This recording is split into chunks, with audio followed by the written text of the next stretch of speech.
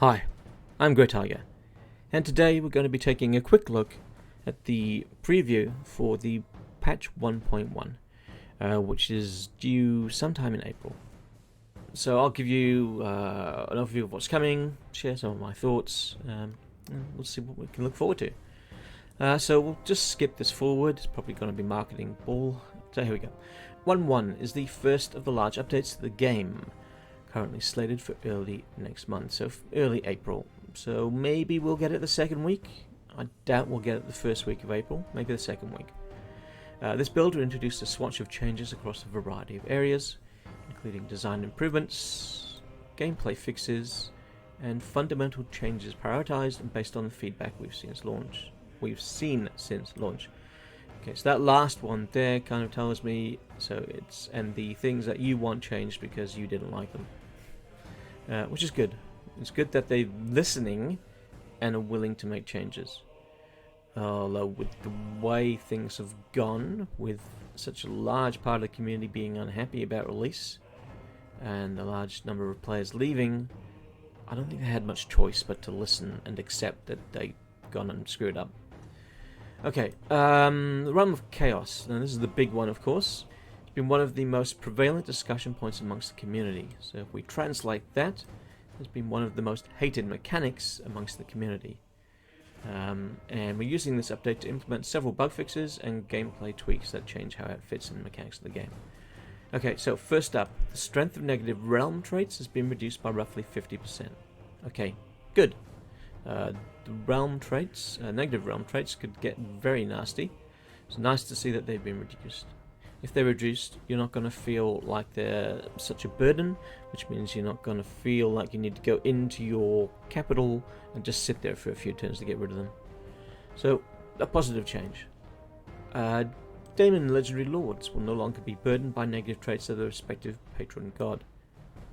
Beautiful. Makes perfect sense. Why it wasn't there from the beginning of the game is anybody's guess, but it's nice to see we'll be getting that now. So as an example, Kugath going into Nurgle's realm, he's going to be perfectly fine, won't even pick up any negative traits. Alright, sounds good. Traits gained in the realm of chaos will now be removed when a legendary lord completes the survival battle within that realm.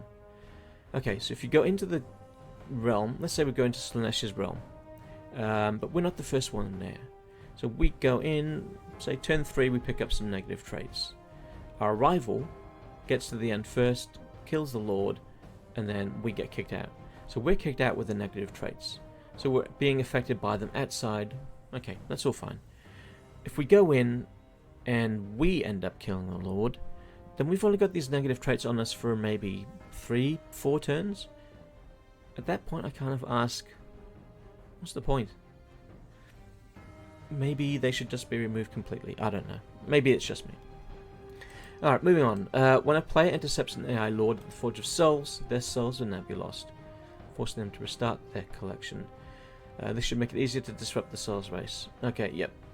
So this will help people who want to slow down the rate at which the AI wins, basically. I don't think it goes far enough. And I really don't like the Souls mechanic. I've been playing the game as best as I can, ignoring it. So any rifts that show up I will close immediately, and I will make my own victory conditions playing until somebody wins the race. I don't even try and go into the Forge of Souls to stop them, because at the moment it's too much of a pain in the ass. If I happen to wipe out a race that's in the... Sorry, if I happen to wipe out a faction that's collecting souls, great. If it was part of my natural expansion, yeah. But otherwise I'm trying not to focus on it. I do have an ogre campaign though where I am trying to kill them, but that's probably the only one at the moment. So this change, yeah, sounds good, but it's not really something I think is really going to fix the underlying problem.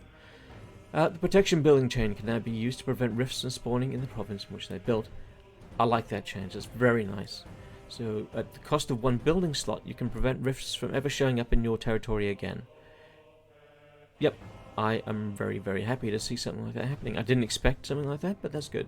That's a thumbs up from me. The rewards for getting souls have been improved by providing additional bonuses for a limited period of time. Okay, so I never noticed any rewards for the 1 or 2 times I've actually bothered playing for the souls. I can't ever remember seeing any rewards. So whether the rewards were there and just very minor and couldn't really be noticed, or whether they weren't and they're now adding them, I guess either way it doesn't matter. They're going to be more meaningful rewards for completing a realm. So that's good. These changes tend to make the souls race less urgent and give you a chance to approach the battlefield in different ways. Okay, now these, I think, while a good start, don't go far enough. So we have a mod out there currently. I think it's Drunk Flamingo who created it. I'm not sure, so if I'm wrong, I'm sorry. From my understanding, that mod in the campaign creation screen allows you to turn the narrative on or off completely. So you don't like the souls, completely gone. Please, please, please, please, CA, make that change yourself. We should not have to rely on mods for what should be core functionality. So in the campaign creation screen, we should see 2 new UI elements created. So the first should be, as the mod does, turn the narrative on and off. So to rifts on or off completely.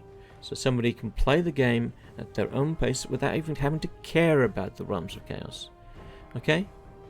The second should be when the narrative is on, the player should be allowed to decide how long it takes between rifts. It's a minor change, 3 lines of code in the script because I've done it for my own copy of the game. Something you can do in an afternoon with the UI elements. So there's no excuse why this cannot be done, and I hope it's done, if not in this patch, then in the next one. Because these changes, in my opinion, don't go far enough. Okay, moving on. Supply lines. So a prevalent issue reported by the community was supply lines. So if you hired an extra lord, and then you disbanded the army and that lord, you'd still be paying for him. And that would continue with every lord that you hired and disbanded. It would get worse and worse and worse. Now, thankfully, it was an issue once you were aware of, you could work around by ensuring that you never disbanded any of your lords, and if you didn't want them anymore, you just suicided them. But it's good to see that that's being fixed. So nice to see. Thumbs up there. Infantry responsiveness. Now, here's an issue, unfortunately, there is no workaround for.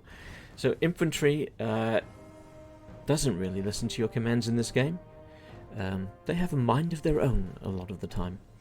So you'll give your unit the command to move out of the way of a magic spell that's about to tear through them. No, they don't want to know. They'll stand there and they'll just take it. You've got cavalry. You're cycle charging. Nope, not anymore. Your cavalry will stay there and fight as you've told them to bugger off. And you'll watch as your unit turns into a long piece of string, with half of them doing what you said and the other half not. Units of archers, you tell them to fire at something, they'll spend the next 3 to 4 seconds reforming themselves instead of doing what they're bloody told. So if we are seeing a fix to these issues, thumbs up. And as it says, it's going to be much more close. Rate of responsiveness will roughly match that of Warhammer 2. Alright. I don't remember these being big issues in Warhammer 2, so if we can get close to Warhammer 2, very close to Warhammer 2, I'll be happy. But they say we still have work to continue improving the AI behavior in combat. Yeah, there's work to do with the sieges, that's for sure. And I'm kind of disappointed that there's nothing here about sieges. I think sieges do need another look at, especially the bloody towers. Personally, I don't think you should be allowed to build towers or barricades once the siege has started. That should be something that's purely up front, but that's my opinion. Alright, next is faction balance. This is multiplayer, and I don't play multiplayer, so I'm going to skip. Okay, bug fixes. Very important. So with every build... Hello, Chicote. How are you going, mate? Just been joined by one of my cats. So with every build, we'll be looking to fix, test, and package as many bug fixes into the build as possible. Alright, sounds good. So what can we expect with 1.1, or what are the primary ones that they're willing to tell us about? So they said they've fixed the alt-tab crash. I never experienced this, so I can't really say much about it. But anytime you're getting a hard crash, it's good to see that being resolved. The Gift of Slanesh. A conflict between the Everlasting Gift and the Gift of Slanesh will be resolved in the next update. Okay, good to know. I have not played Slaanesh yet, so I don't know how that conflict manifested itself. Next we have 2 fixes related to the prologue. So the prologue will no longer stick after the Battle of Fort Devengard, and there will not be a soft lock. Oh my god, a soft lock when ending your turn after losing Yuri. Okay, so nice to see those have been resolved. Crash fixes, so just a whole lot of general crash fixes, which won't bother detailing. Shadow Shroud. Be'lakor's ability Shadow Shroud is now associated with his unique trait. Now my understanding was that Be'lakor didn't have a unique trait. So, but this is in the bug fixes. I think this is in the wrong spot. It should be in changes. But they've thrown it in with bug fixes for some reason. But nice to see that Be'lakor will now have a unique trait. And apparently it's going to be related to how Shadow Shroud works. So there we go. Corrupted by. Factions will now be able to remove negative corrupted by traits when in a region dominated by their favored corruption. So again, the way this is worded, it sounds like it's a change. But it's in the bug fixes. So this one, I think it actually is meant to be removing the negative corruption traits from other factions when you're in your dominated region. But it's for some reason not doing so. So it sounds like that they fixed that bug, and now when you go into your own region, other traits, corrupted by traits, will be removed. Achievement issues. I don't care about achievements, so let's move on. So they say that's not a complete list. There will be more, which is good to see, because if that's all we had in the patch, I'd be quite disappointed. Alright, but wait, there's more. They're going to throw in some steak knives. While the assembly kit is still in the works. Okay, so the assembly kit being their version of Pack Manager, hopefully a map editor which has been improved so that the map creation community can create maps just like we have in Warhammer 3 now. Hopefully we're not waiting too long for those tools, because I'm very eager to see what the GCCM team can do with the new map tools. Our fixes to the core game. While the assembly kit's still in the works, our fixes to the core game. As we prioritize our fixes to the core game, we're excited to share that we'll be aiming to release the mod manager and enable workshop support alongside 1.1. Okay, so aiming to release. So no guarantee is what I read from that. So if we're lucky, for the second week of April, we might see workshop support, which I'll be very happy about. I mean, it's really important to me, at least, that mods are enabled in the game. At the moment, there's a workaround where mod developers can create movie pack files, and you can install those manually to your data folder, to your Warhammer folder rather. But it'll be good to see official workshop support come in. So hopefully that is going to happen in sometime in April. Now this of course doesn't affect any of my mods or my modding plans, because well, my mods that I've created in Warhammer 2 need the races from Warhammer 2 to exist, or races from Warhammer 1 even, with the Dwarves of Bretonnia. So yeah, my mods, you won't be seeing any of my stuff anytime soon. My stuff won't be coming out until Immortal Empires is out, and then it'll probably be several weeks after that.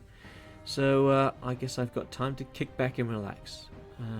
Though I do plan to release 1 or 2 minor mods, which are not UI related. So I've got a mod that I'm going to create for Nurgle, for landmarks, and that's the only thing I've really got planned at the moment there. Beyond 1.1, what comes after update 1.1? I'd imagine 1.2. As we mentioned throughout our posts, the goal at this moment is to iron out technical wrinkles, improve the stability and performance of the game. Okay, which is good. That's what we need, a strong foundation to build upon. So, like Warhammer 2, our plans to eventually pair large content drops with regular updates. Okay, sounds good. However, we're also looking to raise our game above Warhammer 2 by introducing major patch updates between key DLC releases. Now, this to me is good and bad at the same time.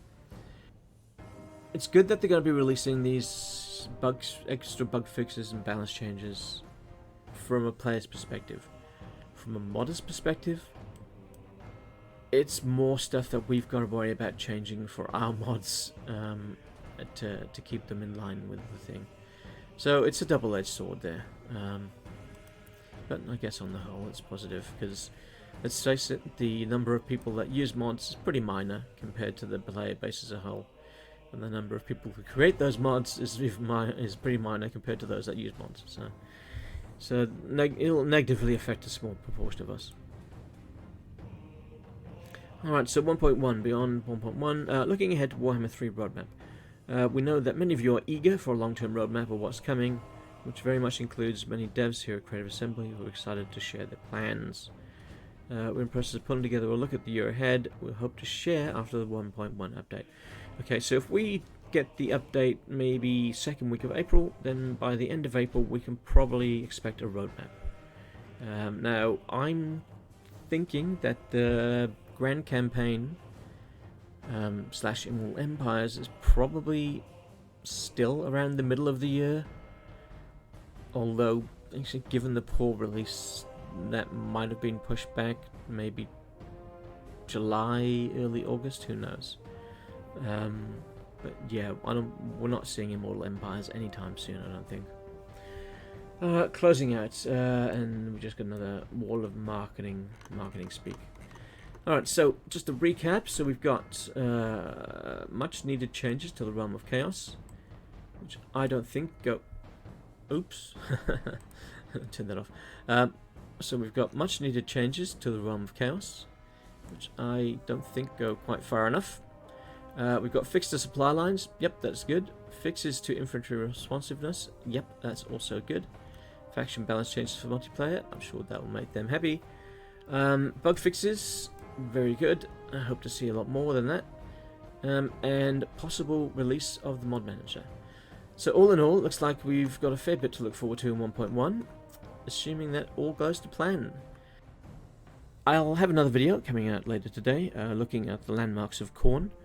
But until then, just like to say thanks for watching and listening to my rant. I'm Grey Tiger, and I'll catch you in the next video.